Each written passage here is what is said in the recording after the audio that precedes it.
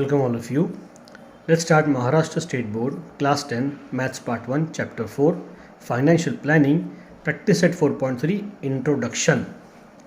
अब इसके अंदर देखो, यहाँ पर हमें कुछ बातें पहले समझनी पड़ेगी, क्योंकि जो चीज़ यहाँ पर आपको स्टार्ट होने वाली है ये आपके लिए एक नई चीज़ होगी।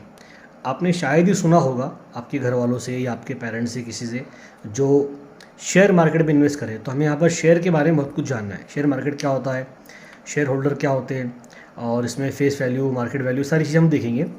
तो सबसे पहला जो वर्ड है हमारे लिए वो है शेयर। तो शेयर का मतलब हिंदी में होता है हिस्सा, और जिसके पास में शेयर होता है उसे हम कहते हैं शेयर होल्डर। तो उससे हम कहेंगे हिंदी में हिस्सेदार या भागीदार। भागीदार मतलब पार्टनरशिप होता है, एक्चुअली हिस्सेदार ही होगा। शेयर का मतलब होता है हिस्सा और शेयर होल्डर का मतलब होता है हिस्सेदार। कोई कंपनी होती है तो कंपनी स्टॉक एक्सचेंज में अपने आप को लिस्ट करती है और वो अपने शेयर्स लॉन्च करती है, अपने कंपनी के छोटे छोटे हिस्से लॉन्च करती है। वो सबसे छोटे पार्ट होते हैं, सबसे छोटा यूनिट होता है उस चीज़ का। अगर सपोज़ कि कोई कंपनी जो है, मान लीजिए कि वो 1 लाख की कंपनी, एग्जांपल दे रहा हूँ मैं, कंपनी की जो वैल्यू है वो 1 लाख की कंपनी की वैल्यू है। तब कंपनी के मालिक ने क्या किया, 1,000 के 100 शेयर लॉन्च कर दिया। इसको मल्टीप्लाई करेंगे, आपका आंसर 1 लाख आएगा। ₹1000 के कितने 100 शेयर लॉन्च कर दिया। अगर हमने 1 शेयर ले लिया, वो हमें कितने का मिलेगा, 1,000 रुपये का मिलेगा। हमने 1 शेयर लिया है बस। तो अभी 1 शेयर 100 का कितना परसेंट है, 1% है। 100 में से 1 ना, परसेंट मतलब 100 में से कितना, तो 100 में से 1 मतलब कितना हुआ, 1%। तो उस कंपनी में हम 1% के शेयर होल्डर बन जाते हैं, शेयर होल्डर। हालांकि बड़ी बड़ी कंपनी जो है वो लाखों करोड़ों की होती है। लाख करोड़ मतलब लाख करोड़, 10 लाख करोड़, 1 लाख करोड़, तो ऐसा मतलब ऐसी कंपनी होती है। तो उसके शेयर की वैल्यू भी किसी किसी कंपनी की 100 रुपये की वैल्यू होती है। हमने अगर 1 शेयर लिया तो अब उसका बहुत ही छोटा पार्ट है, बहुत छोटा पार्ट होता है। आप 0.000001 पर हो सकते हैं उसकी, समझ लीजिए, मे बी, अगर कंपनी बहुत बड़ी है तो। आपको मैंने एग्जांपल के लिए समझा दिया। आप जितने ज़्यादा शेयर लेंगे उतने ज़्यादा आपकी हिस्सेदारी से बढ़ जाएगी।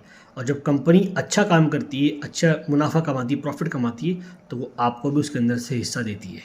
ठीक है, तो एक पार्ट होगा हमारा शेयर का, कि शेयर क्या होता है, वो हिस्सा होता है। शेयर होल्डर जो उसमें हिस्सा लेता है वो हिस्सेदार यानी शेयर होल्डर कहलाता है, जो शेयर को ख़रीदता है।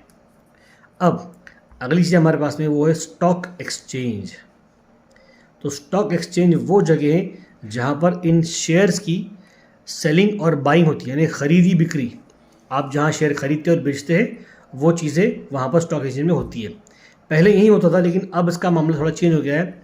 अब ऑनलाइन सारा काम हो चुका है, तो आपके पास में अलग अलग एप्लीकेशन होते हैं। उस ऐप के अंदर आप अपना आईडी बनाइए, आप अपने को रजिस्टर कीजिए और आप उस एप्लीकेशन वाले को अपना पैसा दीजिए। एक्चुअली वो जो एप्लीकेशन वाला होता है ना, वो कहलाता है ब्रोकर, क्योंकि आपको डायरेक्टली कंपनी की शेयर नहीं मिलेंगे। यार आप कंपनी डायरेक्ट, आप सीधा कंपनी से जाकर परचेज नहीं कर सकते। कंपनी से परचेज करने के लिए उसके लिए आपको स्पेशल लाइसेंस बनवाना पड़ता है, और वो सिर्फ इन लोगों के पास में, इन ब्रोकर के पास में होता है। तो ये लोग क्या करते हैं, एक्चुअली जब कंपनी शेयर लॉन्च करती है तो हम ब्रोकर के थ्रू या अलग अलग यूनिट के थ्रू हम शेयर ख़रीद लेते हैं। लेकिन ख़रीदने के बाद में ये ब्रोकर जो होते हैं ना, ये हमें बायर और सेलर दोनों को मिलाने का काम करते हैं। मान लीजिए कि ये जो बायर है, हमें समझ लो, हमें शेयर को ख़रीदना है। हमने बोल दिया कि भाई मान लो कि हमें रिलायंस के 10 शेयर ख़रीदने हैं। तो हमने इस ब्रोकर की एप्लीकेशन में हमने अपनी आईडी बना दी है, हमने उसको मैसेज डाल दिया है एप्लीकेशन पे कि मुझे 10 शेयर चाहिए। अब ये ब्रोकर ढूंढेगा कि रिलायंस के 10 शेयर बेचने वाला कौन है, 10 या 10 से ज़्यादा जितने भी हो, वो इससे कांटेक्ट करेगा। अब इससे वो पैसा ले लेगा पहले कि ठीक है आप मुझे अमाउंट पहले दे दो। फिर ये बेचने वाला होगा, इससे शेयर लेगा और इसको पैसा दे देगा, और वो शेयर वो आपको दे देगा, और वो दोनों से कमीशन लेगा। आपसे भी कमीशन लेगा, उससे भी कमीशन लेगा। हाँ, कमीशन क्या होता है, कितना होता है, उसके बारे में आपको प्रैक्टिस सेट 4.4 में मालूम पड़ेगा। लेकिन आप यहाँ याद रखिए कि जिस जगह पर ये स्टॉक एक्सचेंज, उसी को बोलते हैं जहाँ पर शेयर की खरीदी बिक्री होती थी। अभी भी हमारे बहुत सारा काम होता है, बॉम्बे के अंदर है, BSE बोलते हैं उसको, बॉम्बे स्टॉक एक्सचेंज। अब हम ज़रा आगे बढ़ते हैं। जब कंपनी लॉन्च होती है तो कंपनी को एक शेयर सर्टिफिकेट दिया जाता है। कंपनी को उस सर्टिफिकेट के ऊपर कंपनी का रेट लिखा होता है। उस रेट को हम बोलते हैं कंपनी की फेस वैल्यू। याद रखिएगा, फेस वैल्यू ये होती है उस कंपनी की फेस वैल्यू जो जिस रेट पर कंपनी के शेयर लॉन्च हुए थे। तो फेस वैल्यू का बहुत बड़ा इंपॉर्टेंस है। उसका इंपॉर्टेंट होता है डिविडेंड के मामले। डिविडेंड मतलब जब कंपनी प्रॉफिट देती है ना, तब ये वैल्यू काम में आती है आपको। इसकी वैल्यू हमको जरूरत पड़ेगी। अब ये तो लॉन्च कर दिया, अब रिलायंस क्या कर देंगे, रिलायंस के तो रिलायंस की फेस वैल्यू है 10 रुपये, लेकिन आज रिलायंस का शेयर 2000 से भी ज़्यादा महंगा है। मुझे पता नहीं एग्जैक्टली अभी आज के कितना होगा, लेकिन मैंने जब देखा था तो 2000 से मुझे महंगा दिखा था वो शेयर। तो उसकी फेस वैल्यू कितनी है, 10 रुपये है। ठीक है, अब देखिए, एक होती है मार्केट वैल्यू। मार्केट वैल्यू, ये वैल्यू हमारे लिए बहुत इंपॉर्टेंट है। इसी रेट के ऊपर शेयर खरीदे या बेचे जाते हैं। जो आपसे कहा ना मैंने कि 2000 के ऊपर वैल्यू है, तो वो उसकी मार्केट वैल्यू है। अगर आज आपको रिलायंस का शेयर खरीदना है तो आपको उतने पैसे देने पड़ेंगे जो कि रेट अभी चल रहा है, और इसी में आपका रेट आपका बिकेगा। अगर आपके शेयर पहले से है तो इस रेट पे आप बेचेंगे। तो देखिए, जिसने उस ज़माने में शेयर खरीदा हुआ 10 रुपये का या 15 रुपये का या 20 रुपये का, तो आज उसका रेट कहाँ से कहाँ पहुँच गया। कहाँ 20 रुपये का शेयर और कहाँ 2000 रुपये का शेयर, यानी ऑलमोस्ट 100 गुना ये शेयर बढ़ चुका है। तो जितने ज़्यादा शेयर आपके पास होंगे उतना ज़्यादा प्रॉफिट होंगे, और जो डिविडेंड मिला वो अलग, बीच में कंपनी का प्रॉफिट मिलता है वो एक अलग चीज़ होती है। तो फेस वैल्यू क्या होती है, ये वो वैल्यू होती है जिस रेट पर कंपनी लॉन्च होती है, अपने शेयर को लॉन्च करती है, बिल्कुल स्टार्टिंग वाली वैल्यू होती है, और ये कंपनी के शेयर सर्टिफिकेट के ऊपर लिखी होती है। और मार्केट वैल्यू ये वो वैल्यू होती है, इसको हम शॉर्ट में बोलते हैं FV और इसको हम बोलते हैं MV। इसी तरीके से हम उसको डिनोट करेंगे। और ये वो वैल्यू होती है जिसके ऊपर, जिससे हम शेयर, जिस रेट पर हम शेयर खरीदते हैं या बेचते हैं। अब आगे आइए, अगला टॉपिक हमारा वो है डिविडेंड। डिविडेंड मतलब कंपनी का प्रॉफिट। बस कंपनी ने प्रॉफिट कमाया, और कंपनी जो आपको प्रॉफिट दे रही है आपके शेयर के रेट के अलावा, अगर आपके पास में शेयर है तो आपको प्रॉफिट मिलेगा, आपको उसका डिविडेंड मिलेगा। और डिविडेंड होता है कभी देखो, कभी होता है 10%, कभी होता है 15%, कभी होता है 20%। ये कंपनी पर डिपेंड करता है। अब ये किसका 10%, ये इंपॉर्टेंट है ना। तो ये होता है फेस वैल्यू का 10%, ये इंपॉर्टेंट है। अगर कंपनी ने कहा कि आपको 10% का डिविडेंड मिलेगा और फेस वैल्यू आपकी 10 है, तो आप 10 रुपये का 10% निकालोगे, 0 0 कट 0 0 कट, मतलब 1 1 1, तो आपको 1 रुपया मिलेगा एक शेयर के ऊपर। जिसके पास में रिलायंस के 1 लाख शेयर है तो उसको 1 लाख रुपये मिलेंगे। कब मिलेंगे, कंपनी जब अपना डिविडेंड देती, जब भी 3 महीने में, 6 महीने में, कंपनी के ऊपर डिपेंड करता है। जैसा उसको प्रॉफिट होगा वैसा वो आपको डिविडेंड देती जाएगी। तो ये डिविडेंड का मतलब क्या होता है, कंपनी के द्वारा दिया गया प्रॉफिट। अब आइए एक और चीज़, एक नया वर्ड, नई टर्म्स, इसको बोलेंगे प्रीमियम। इसको हम बोलते हैं प्रीमियम। तो प्रीमियम किसको बोलते हैं, देखिए, अगर किसी कंपनी का फेस वैल्यू 10 रुपये है, कितना है, 10 रुपये, लेकिन उसका मार्केट वैल्यू जो है वो 100 रुपये चल रहा है। अगर आपको शेयर खरीदना है तो आपको 100 रुपये देने पड़ेंगे। अब बताइए इसमें डिफरेंस कितना है, डिफरेंस में 90 रुपीज़ का है। तो ये शेयर 90 रुपीज़ के प्रीमियम पर चल रहा है। यानी जितना भी फेस वैल्यू से ज़्यादा रेट होगा मार्केट वैल्यू का, उससे हम कहेंगे प्रीमियम। यानी प्रीमियम का सिंपल सा फार्मूला होता है market value minus face value, ये मिला हुआ आपको प्रीमियम। यानी रेट अगर बड़ा हुआ है फेस वैल्यू से तो शेयर क्या है, प्रीमियम के ऊपर है।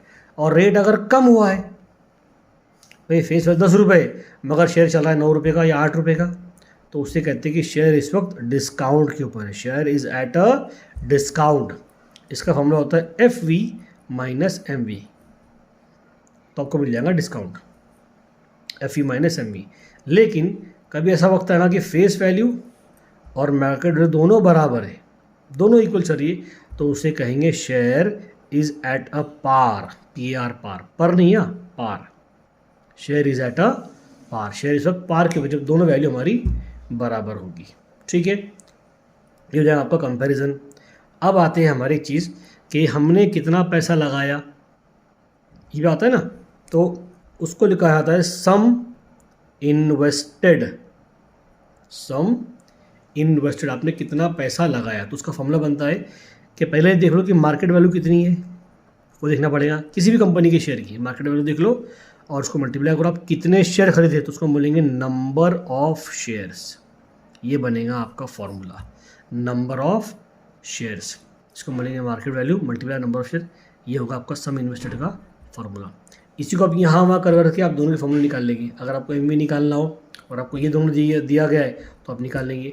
आप sum invested divide by number of share कर दो, आपको मिल जाएगा एम कितना है, या फिर आप sum invested divide bye M कर दो, आपको मिल जाएगा नंबर ऑफ शेयर। ओके, अब आइए हमारी आखिरी चीज़, वो होता है ROR। इसको हम बोलते हैं रेट ऑफ रिटर्न, यानी हमने जो पैसा लगाया है तो उसके ऊपर हमें कितना परसेंट मिल रहा है प्रॉफिट के तौर पर भी, वो देखा जाता है। अब वो हम कैसा निकालेंगे, देखिए मान लीजिए कि किसी कंपनी का फेस वैल्यू जो है वो इस वक्त है 100 रुपये, इसका मतलब 100 रुपये फेस वैल्यू, ये फिक्स रहेगा, ये बदलता नहीं कभी, और उसका मार्केट वैल्यू चल रहा है 120 रुपीज़ का, ठीक, और कंपनी ने आपको डिविडेंड दिया है सपोज 15% का। एग्जाम्पल आपकी बुक में दिया गया है, मैं ये बुक का एग्जाम्पल आपको दे रहा हूँ। तो देखिए 15% किसका, FV का रहेगा, है ना, तो आप निकालेंगे 15% ऑफ FV यानी कि 100, तो 100 कैंसिल, कितना मुझे मिलेगा, मुझे मिलेगा 15 रुपये एक शेयर के ऊपर, ठीक है। और एक शेयर यहाँ मुझे कितना मिल रहा है 120 का, तो मैंने 120 रुपीज़ लगाया और मुझे कितना मिला 15 रुपये प्रॉफिट मिला, है कि नहीं। तो ये 15 रुपये 120 का कितना परसेंटेज है, तो उसको हम कैसे निकालेंगे, 15/120 मल्टीप्लाई बाई 100। भाई आपको 15 मार्क्स मिले 120 में से, वैसे निकालना पड़ेगा ना इसको, हम 0 से 0 कट हो जाएगा, 3 5 3 4 ओके, 5 10 हो जाएगा 50 डिवाइड बाई 4, 50/4 करेंगे आप, मतलब 50 का आधा 25, 25 का आधा 12.5, तो 12.5% आपका ROR है, रेट ऑफ रिटर्न। या इसको अगर आप प्रैक्टिकल भाषा देखेंगे ना, आपके अगर आप वेबसाइट पे आएंगे या अगर आप गूगल पे आएंगे तो वहाँ पर आपको ROE लिखा हुआ मिलेगा, इसका दोनों मतलब एक ही है। बुक में ROR लिखा है, लेकिन प्रैक्टिकली जो बोलने की भाषा वो ROE, रिटर्न ऑफ इन्वेस्टमेंट, ये ई शॉर्टकट में बोला गया था, इन्वेस्टमेंट ROE बोला। खैर आप ROR ही देखिए, जो बुक मिलेगा हमको वही पढ़ना है फिलहाल, तो बाकी हम आगे देखेंगे चीज़ों में। तो ये होगा आपका ROR। इतनी बातें हमारे को प्रैक्टिस 4.43 में काम आने वाली है, जितना मैंने आपको अभी बताया, ठीक है। तो बाकी हम प्रैक्टिस 4.3 शुरू करेंगे, उसमें बाकी के क्वेश्चन हम देखें तो हमको बहुत सारी बातें समझ में आ जाएगी।